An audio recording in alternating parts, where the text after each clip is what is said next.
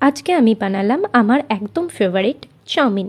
সাধারণ একটি দিনের মধ্যে কখনো কখনো রান্না করাটাই এক ধরনের থেরাপির মতো মনে হয়। তাই ভাবলাম আজ একটু কালারফুল আর হালকা কুচকুচে ভেজিটেবল দিয়ে নিজের মতো করে চাউমিনটা তৈরি করে ফেলি। রান্না করার সময় আমি ভিডিও করিনি, কারণ ওই মুহূর্তটা পুরোটা আমি নিজের জন্যই রাখতে চেয়েছিলাম।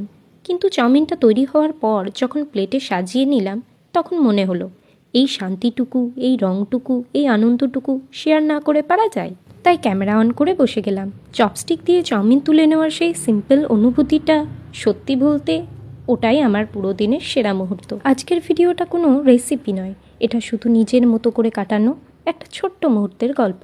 কখনো কখনো আমরা শুধু একটু সময় চাই, নিজের মতো থাকা, নিজের পছন্দের খাবার খাওয়া আর দিনের ব্যস্ততার মাঝে সামান্য শান্তি খুঁজে পাওয়া। দিনের ছোট্ট ছোট্ট মুহূর্তগুলো একই সুতোয় গেঁথে আবার এগিয়ে যাওয়া। আশা করি ভিডিওটা দেখলে তোমাদেরও ভালো লাগবে, আর ভালো লাগলে একটা লাইক, শেয়ার, ফলো করে দিও, আর কমেন্টে জানিও তোমাদের কমফোর্ট ফুডটা কি। আজ এখানেই শেষ করছি, দেখা হচ্ছে অন্য আর একটা ভিডিও।